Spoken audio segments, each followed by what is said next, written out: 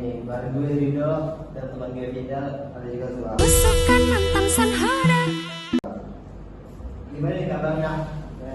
Sehat dong. Sehat dong. Dalam keadaan alhamdulillah sehat.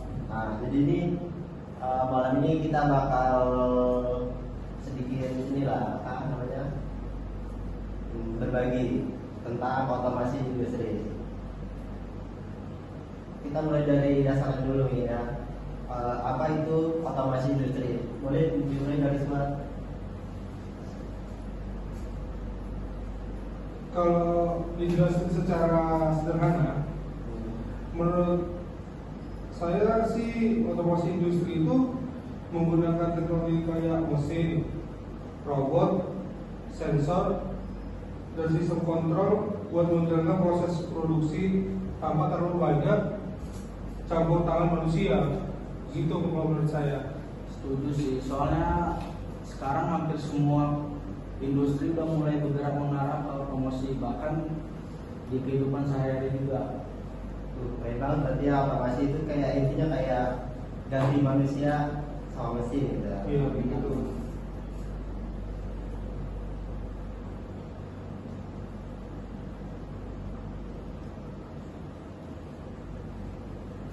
Betul banget, Dok. Karena otomasi juga bukan hal-hal baru kan. Dari zaman revolusi industri ketiga di tahun berapa ya? Tahun 70-an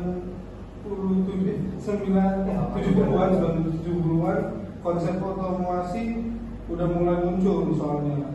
Dengan adanya PLC, Programmable Logic Controller gitu.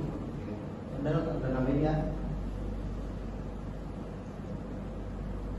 Ya, tujuannya itu untuk membuat pekerjaan jadi lebih efisien, cepat, dan hasilnya juga konsisten. Contohnya di pabrik mobil, robot mampu mengelas dengan presisi tinggi sehingga manusia dapat mengawasi dan mengatur sistem kerja. Itu aja sih dari saya. juga ya. Mungkin sekarang kita lanjut ke manfaatnya ya. Sekarang kita bahas manfaatnya ini. Menurut kalian apa sih keuntungan yang dapat kalau kita nerapin otomasi industri? Menurut saya jelas sih, untuk efisiensi waktu dan biaya.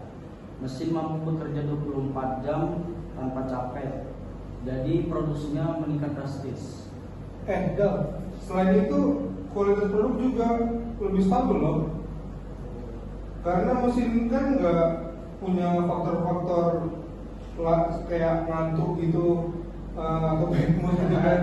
Jadi hasilnya bisa seragam terus gitu. Bener banget sih, jadi manusia nggak hilang perannya, cuma bergeser aja. Iya betul. Mungkin mesin gak bakal telat ya gara-gara macet atau apa. Nggak mungkin. Tapi pasti dong ada sisi negatifnya. Ada sisi negatifnya. Kalau menurut aku sih ada. Pasti ada sisi tantangannya. Banyak kayak orang khawatir pekerjaan manusia tergantikan sama mesin kan, kayak tapi di sisi lain otomasi juga bukan lapangan kerja baru kayak operator sistem otomatis, teknisi robot, sampai programmer PLC. Bener banget sih. Dulu manusia kerja manual kan, sekarang adanya mesin jadi lebih ke arah kontrol dan analisanya. Nah, itu sangat penting sih. Artinya otomasi bukan ngilangin manusia kan, justru ngajak manusia buat naik level gitu kan. Mungkin udah manfaatnya kan sama negatifnya. Kita pindah ke contoh. Sekarang kita masuk ke contoh yang konkretnya aja. Tadi kita sebutkan bahas soal sedikit tentang vending mesin. Vending mesin itu kayak yang kita masukin uang terus keluar makanan gitu loh, tinggal ngilin. Biasanya populer itu di Jepang. Vending mesin ini kayaknya contoh paling dekat sama manusia kan. Iya. Ada tanggapan kan? Kalau menurut aku sih vending mesin itu kayak contohnya ya, otomasi yang sederhana tapi keren. Jadi mesin ini bisa menjual produk kayak minuman, snack, bahkan kopi tanpa ada kayak pasar mesinnya gitu. itu kan. Kalau ngomongin vending mesin, pertama itu muncul di akhir 1800-an di Inggris buat jual kartu pos otomatis. Tapi yang modern mulai booming di Jepang tahun 1960-an dan sekarang udah mulai masuk di Indonesia dan berada di mana-mana sih biasanya. Seperti di mall juga ada. Itu aja sih biasanya. Baru tahu gitu. Jalan sepanjang itu ya, ngulik banget ini dah. Iya, Jelas dong. kalau dilihat dari industri banget ini dah. Jelas aneh mukanya. Vending machine ini lumayan kompleks kan. Iya. Jadi ada mekanisme input uang, sensor dan deteksi nominal, motor buat ngeluarin barang, sampai sistem logika yang mengatur semua urutannya. Betul nggak, Pak? Betul banget dong. Bahkan vending mesin sekarang udah pakai cashless system, juga pakai kartu QR code, bahkan e-wallet pun juga ada. Itu bagian dari penerapan otomasi digital soalnya.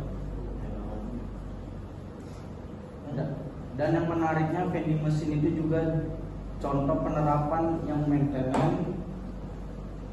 Kalau stok barang hampir habis atau mesin error, sistemnya bisa langsung kirim notifikasi ke server pusat. Itu aja sih. Jadi vending machine itu kayak bukan cuma mesin jualan biasa. Iya, betul. Jadi contoh kecil dari sistem industri otomatis. Iya. Efisien banget sih menurut gue. Banget. Iya sih. Kalau kita bicara tentang otomasi industri kan, Nah, pasti ada tantangan di masa depan dong. banget pasti. Gimana sih Pak prospeknya? Kalau dari pandangan aku, di sisi tantangannya itu yang paling besar itu paling kayak biaya awal karena investasi. Sistem otomasi itu nggak murah soalnya kan. Mulai dari instalasi sampai maintenance. Jadi perusahaan itu yang dari kecil kadang masih ragu gitu buat memulai gimana cara mulai dari awalnya gitu. Selain itu sumber daya manusianya juga harus disiapin sih. Nggak semua orang bisa langsung paham cara kerja mesin tersebut. Jadi perlu pelatihan terus menerus sih. Iya sih, benar banget sih. Susahnya di situ. Cuman kadang-kadang gini, kita udah siap nih investasi, kadang SDM-nya yang kurang nih, kurang latihan. Iya. Tapi kalau ngomongin masa depan nih, prospeknya jelas cerah juga mungkin kan. Sekarang udah masuk ke era smart factory dan internet of things gitu. Jadi nanti mungkin mesin-mesin itu bisa saling komunikasi atau ngambil keputusan sendiri pesen data detailnya gitu. Benar sih, jadi bukan cuma efisiensi tapi juga cerdas. Dan kita sebagai mahasiswa teknik industri harus bisa adaptasi. Gak cukup cuma bisa hitung efisiensi, tapi juga ngerti teknologi, digital dan analitiknya. Banget. Berarti di masa depan itu industri bakal kolaborasi lah, teknik, data, sama kreativitas tentunya. Kurasa cukup sih buat malam ini. Lumayan panjang juga kan, obrolan kita. Lumayan sih. Bisa disimpulin kalau otomasi industri itu bukan cuma mengganti manusia dengan mesin. Betul. Tapi tantangan gimana teknologi bisa bantu manusia biar lebih akurat, tepat, dan efisien. Oke lah, makasih buat Makasih juga. sharing-sharing buat malam ini. Oke. Makasih ya. Oke,